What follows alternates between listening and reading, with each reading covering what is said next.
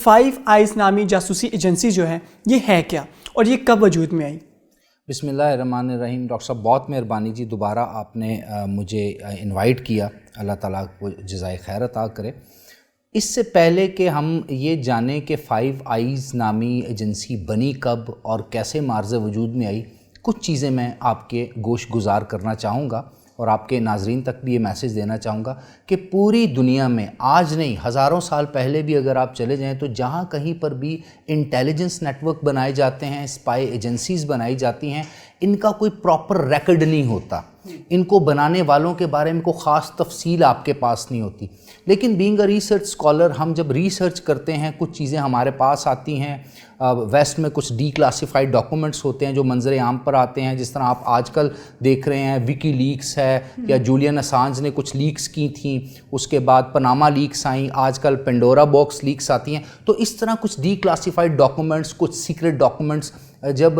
Researchers کے یا journalist کے ہاتھ لگتے ہیں تو پھر ان چیزوں سے پردہ اٹھتا ہے، یعنی ان کو انویل کیا جاتا ہے۔ جہاں تک فائیو آئیز انٹیلیجنس ایجنسی کا ذکر ہے یا اس کی بیک گراؤنڈ ہے، تو یہ بات ہے سیکنڈ ورلڈ وار کی پیک ایرا کی، یعنی 1941 کی، جب سیکنڈ ورلڈ وار اپنے عروج پر تھی۔ جرمنی کافی حد تک فرانس اور یو کے کو ڈیمیج کر چکا تھا، دوسری طرف سے وہ رشیا یعنی اس وقت کے سوویت یونین میں انٹر ہو چکا تھا، آسٹرو ہنگری اور باقی جتنی بھی سوویت ڈومینیشن کی امپائر تھی ان کو کنٹرول کر رہا تھا، اور کافی زیادہ سکسیسز جو تھی وہ ہٹلر کو مل رہی تھی۔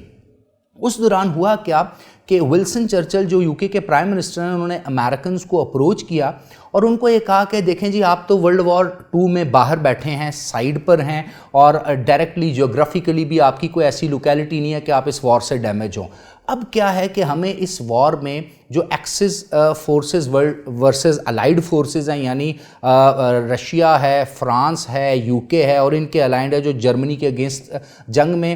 نبردہ آزما ہیں اور کافی حد تک ڈیفیٹ حاصل کر رہے ہیں، تو ہمیں اس سے باہر نکلنے کے لیے امداد چاہیے۔ یہاں پر امریکہ نے کیا کیا، امریکہ نے یو کے ساتھ ایک سیکرٹ اگریمنٹ کیا 1941 کے بعد، اور اس اگریمنٹ کے تحت امریکہ نے اپنی کچھ شرائط رکھی۔ ان شرائط میں جو بیسک شرائط یہ تھی کہ جنگ جیتنے کے فوراً بعد، یعنی پوسٹ ورلڈ وار 2 کے بعد جو نیا ورلڈ آرڈر ترتیب دیا جائے گا اس میں امریکن انپٹ زیادہ ہوگی، امریکہ نئے ادارے بنائے گا۔ ہم دیکھتے ہیں کہ بریٹن ووڈ انسٹیٹیوشن 1944 میں پہلے سے ہی ڈیزائن کر لیے گئے، یعنی جنہوں نے بعد میں IMF international bank for reconstruction یعنی ورلڈ بینک کو بنانا تھا، اسی طرح سے لیگ آف نیشن کو ختم کرنے کی پلاننگ کی گئی اور یونائٹڈ نیشن آرگنائزیشن بنا تھا۔ تو امریکہ باقی سارے سٹرکچرز کھڑے کر رہا تھا، اس کی بیک گراؤنڈ ہی یہ فائیو آئی انٹیلیجنس تھی، یعنی امریکن کی جو نیشنل سیکیورٹی ایجنسی تھی اس کی یہ ایک برین چائلڈ تھا۔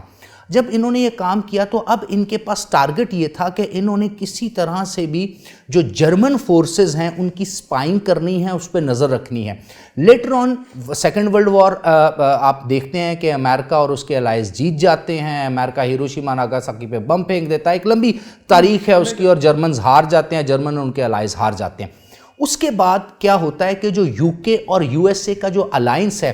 یہ ایک چارٹرڈ کے تحت، جس کو ہم بولتے ہیں اٹلانٹک چارٹرڈ، اس میں بدلتا ہے، اور اس چارٹرڈ میں کچھ اور ممالک بھی ان کے ساتھ شامل ہوتے ہیں، یہاں تک کہ 1956 تک، جبکہ US اٹسیلف نیوکلیئر پاور بن چکا ہے، سوویت یونین اس وقت نیوکلیئر پاور بن چکا ہے، انہوں نے اٹامک بم کا ایکسپلوژن کر دیا ہے، فرانس اس ریس میں آ چکا ہے۔ تو یہاں پر اب ایک نئی بات چھڑی کہ انہوں نے کہا کہ ان باقی ممالک کو بھی ملایا جائے۔ اب UK اور USA کے ساتھ اس میں کینیڈا آ جاتا ہے، نیوزی لینڈ آ جاتا ہے، یونائٹڈ کنگڈم آ جاتا ہے، اور یہ 3 اور ممالک اس کا جب حصہ بن جاتے ہیں تو اس کو 5i الائنس کہا جاتا ہے۔ اور یاد رکھیے گا یہ جو 5i الائنس ہے یہ ابھی بھی دنیا کی نظر سے دور اس لیے رکھا جاتا ہے کہ اب اس کے ٹارگٹس چینج ہو گئے ہیں۔ اب 1956 کے بعد 5i الائنس جو بنا ہے اس نے سوویت یونین یعنی کمیونسٹ ورلڈ آرڈر کو دیکھنا ہے، ایسٹرن یورپ کے اندر جو اینالوگس ہے سوویت یونین کے ساتھ، اس میں جو کمیونزم ایکسپینڈ کر رہا ہے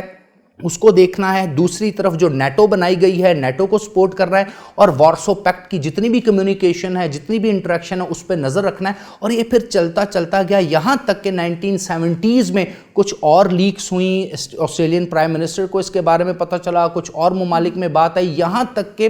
यूरोपीय यूनियन जब डेवलप 1980s में होती है, उसकी पार्लियामेंट में इसको डिस्कस किया जाता है, और डिसमेंबरमेंट ऑफ सोवियत यूनियन के बाद, यानी जब सोवियत यूनियन डिसमेंबर हो गया है, रशिया बन गया है, 15 मुल्क उसमें से निकल आए हैं, कोल्ड वॉर खात्मे पे चली गई है, अमेरिका सोल सुपर पावर बन गया है, तो यूरोपियन पार्लियामेंट कहती है उसके बाद कि अब इस तरह की इंटेलिजेंस एजेंसी को ख़त्म किया जाए, क्योंकि इसका कोई मकासद नहीं है। लेटर ऑन फिर वॉर ऑन टेरर में इसी 5 आइज़ को दोबारा लाया जाता है और फिर इस तरह के इंटेलिजेंस नेटवर्क्स बनाए जाते हैं। अब दौर है कम्युनिकेशन का, अब दौर है डिजिटलाइजेशन का, अब दौर है डिजिटाइजेशन का, अब दौर है ऑनलाइन एक्टिविटीज़ का। तो अब वेबसाइट्स के थ्रू और बहुत सी चीज़ों के थ्रू इस तरह के अलायंसेस जो हैं वो पूरी दुनिया की सर्विलेंस भी कर रहे हैं, इवन कि अपने शहरियों की सर्विलेंस भी कर रहे हैं। और फिर आप देख रहे हैं कि किस तरह जंगें प्लान की जा रही हैं, शिद्दत पसंदी प्लान की जा रही है। हमने 2011 में देखा अरब स्प्रिंग, ये अरब स्प्रिंग जो ट्यूनिस से हुआ ये भी करवाया गया है, किस तरह दाइश को कायम किया गया है, किस तरह IS को कायम किया। ये सारे के सारे काम, मीडिया के प्रोपोगेंडा, नैरेटिव बिल्ड करना, ये सब कुछ इसी तरह की सीक्रेट एजेंसीज का एजेंडा रहा है। और इन सीक्रेट एजेंसी की जो मदर है that is United state of America और NSA, नेशनल सिक्योरिटी एजेंसी।